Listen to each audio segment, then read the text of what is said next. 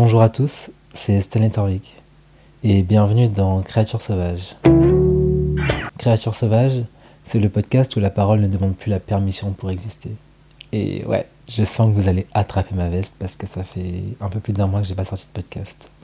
Et pour être honnête avec vous, ça fait quelques semaines que je suis pas forcément en phase avec ce que je suis en train de produire, avec ce que je suis en train de faire, et surtout j'étais pas en phase avec moi-même. Et donc je me sentais pas de recevoir quelqu'un et de parler de quelque chose où je sentais que je me retrouverais pas.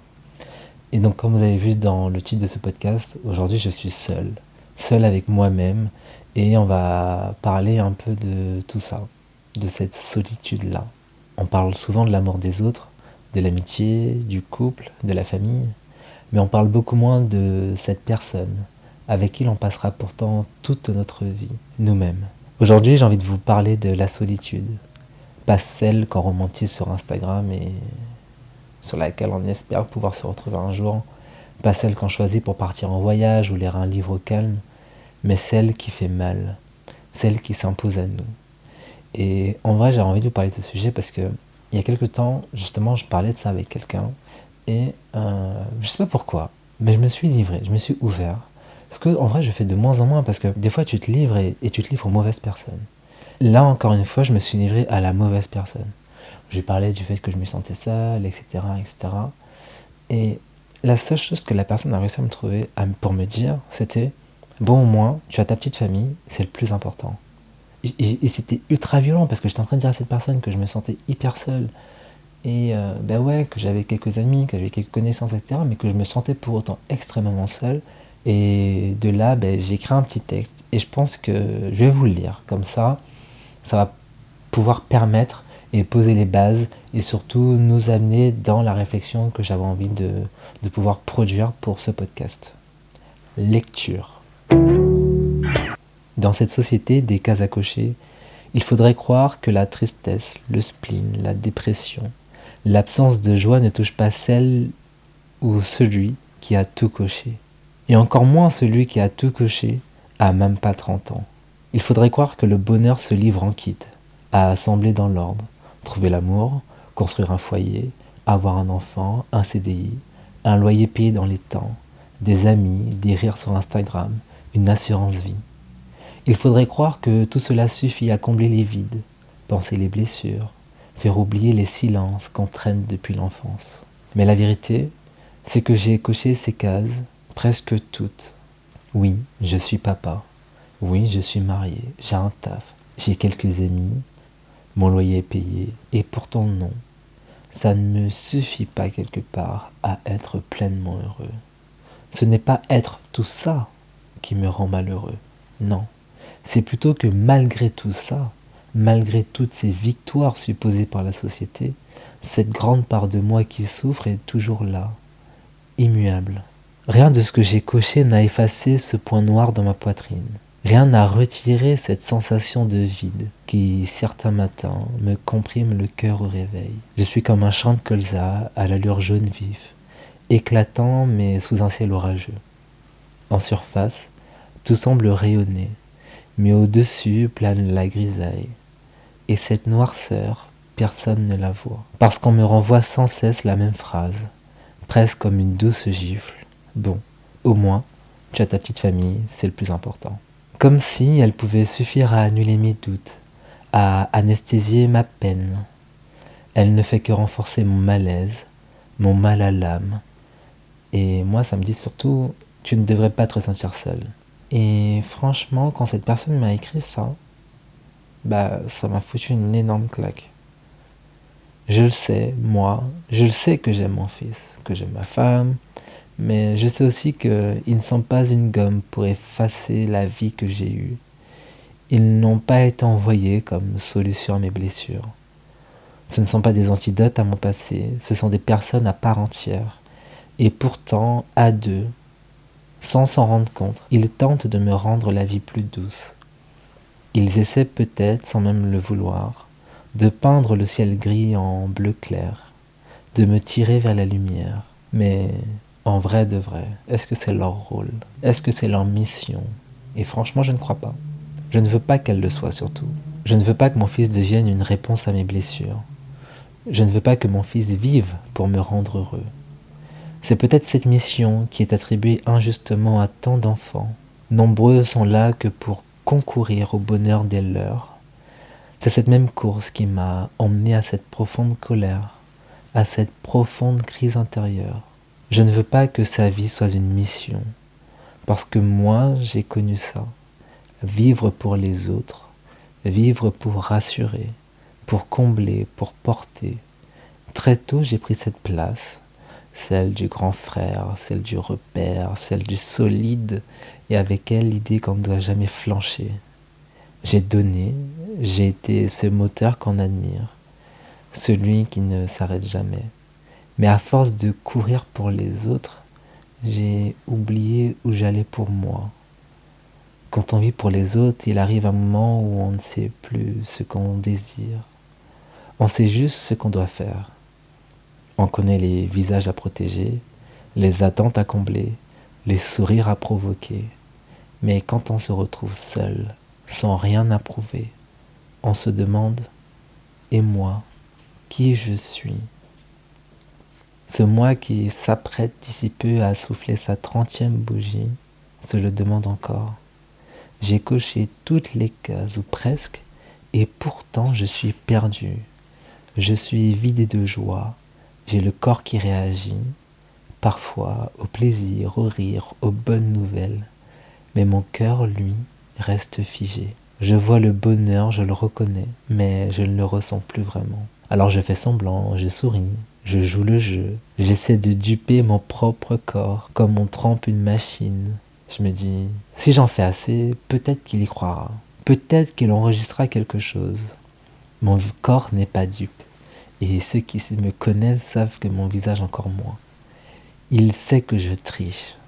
Il sait que je force. Alors il n'imprime rien.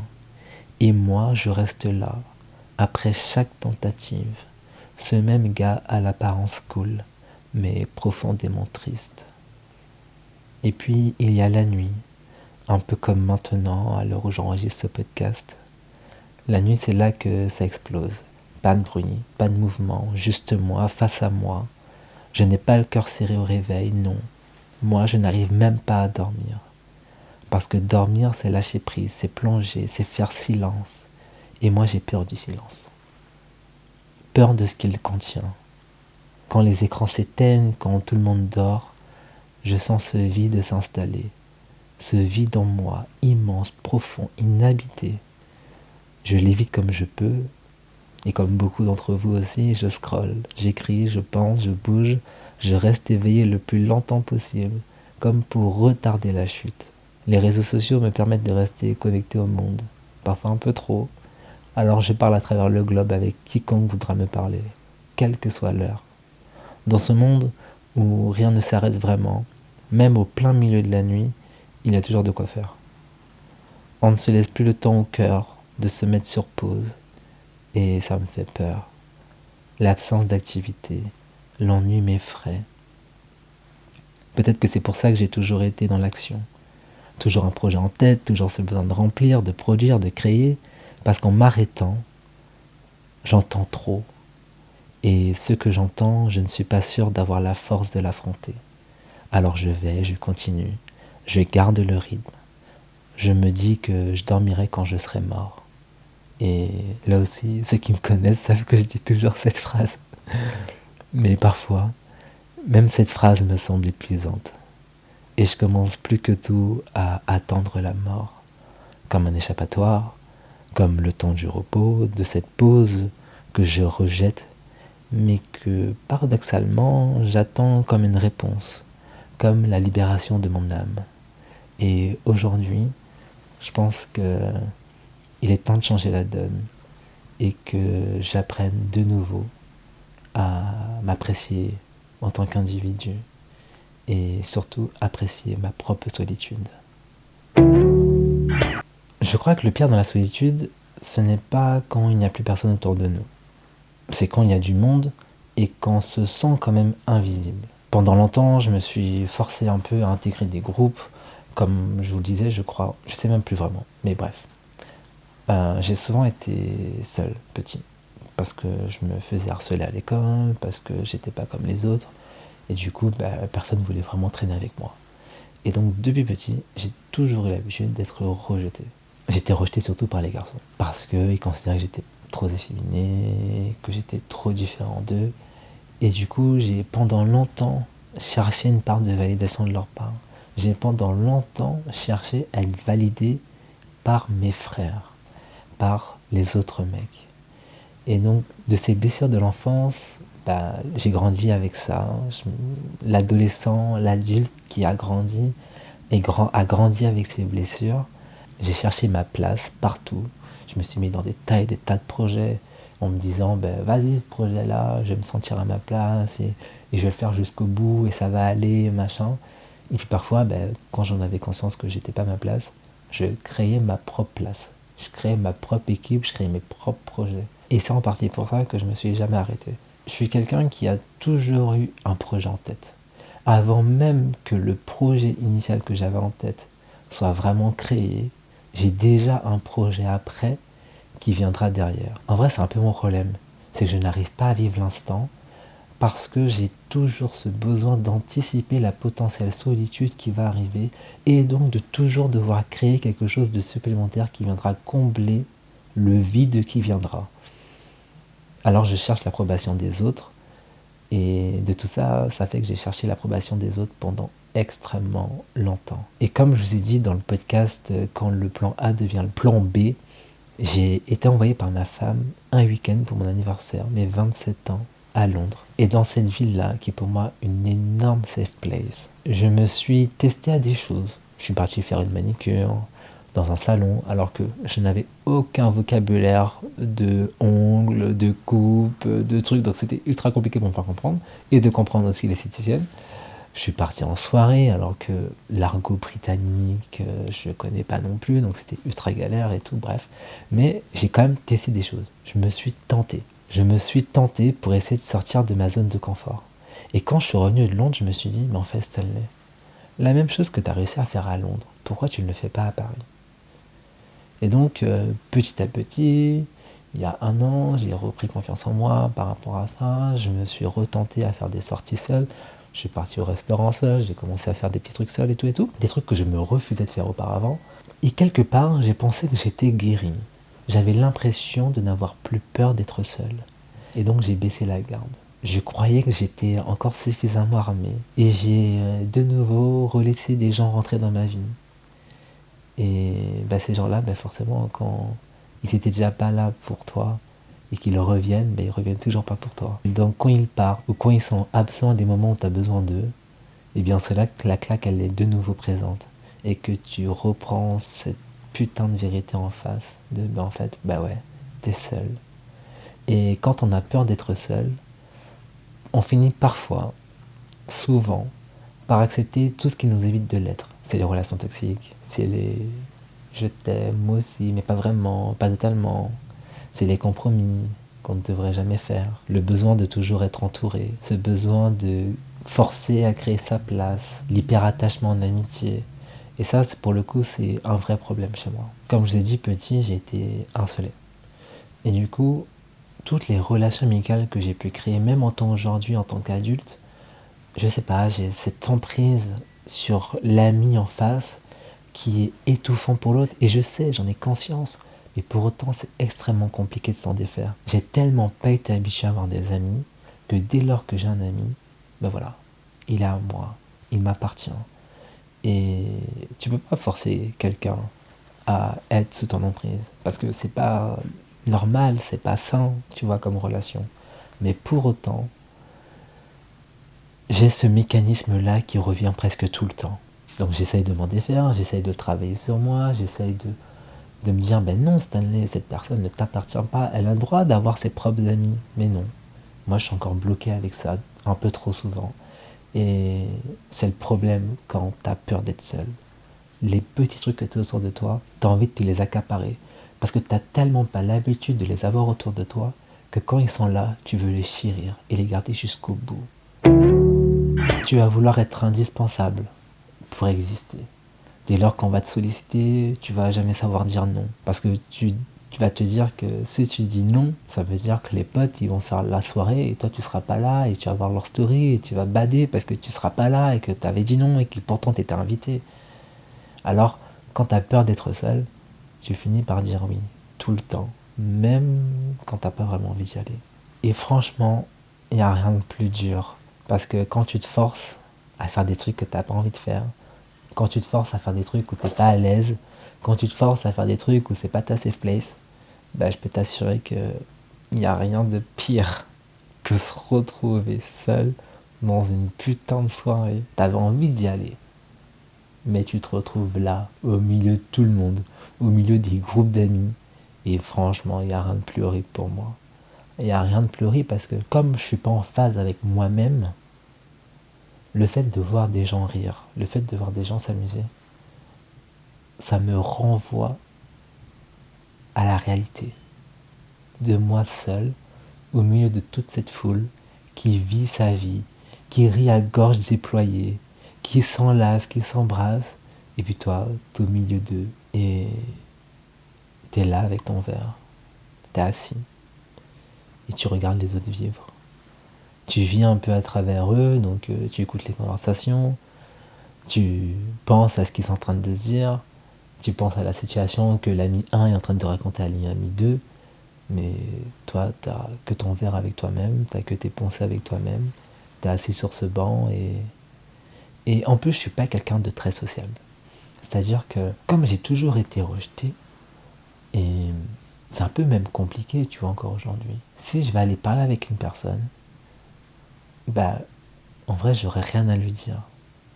Et surtout, bah, il n'y a rien de plus horrible pour moi, même si je sais qu'il faut que je travaille, mais il n'y a rien de plus compliqué pour moi de partir parler avec quelqu'un et ensuite bah, on se rend compte qu'on n'a rien à se dire et que bah, mon essai aura pas marché, tu vois. Et donc de tout ça, j'ai décidé une chose.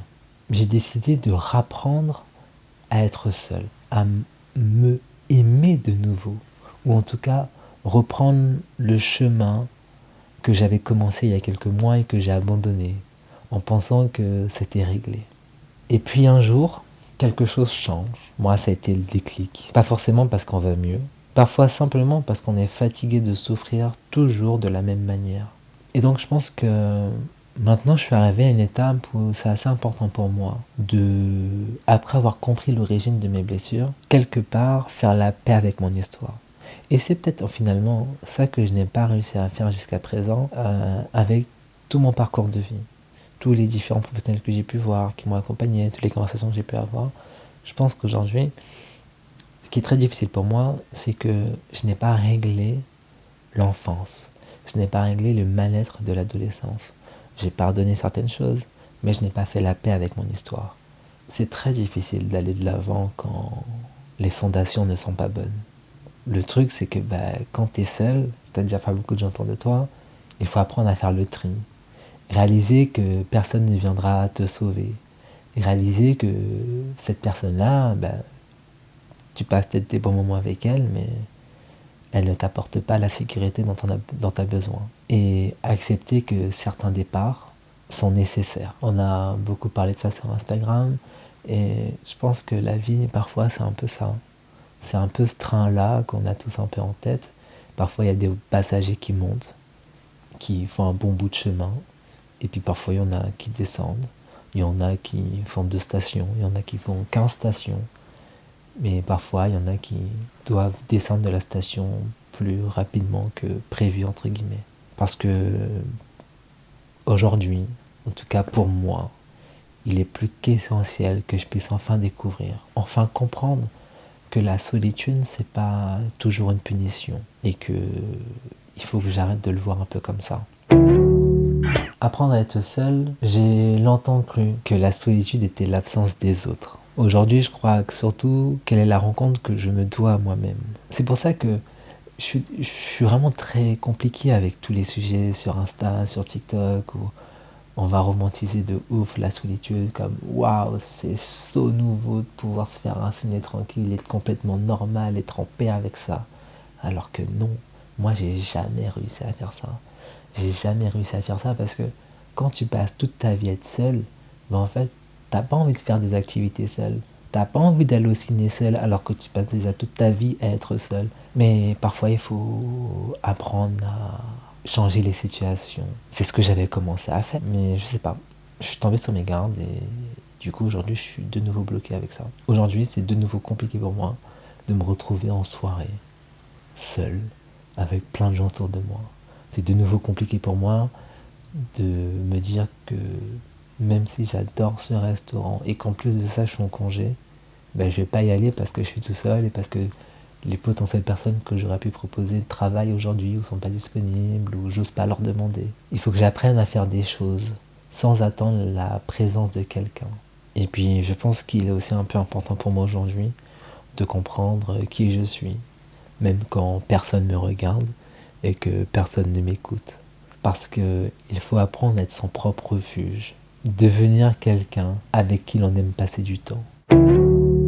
Premièrement, il y a une chose que j'ai pris conscience cette semaine, c'est que quasiment toutes les photos que je faisais de moi, je mettais un filtre.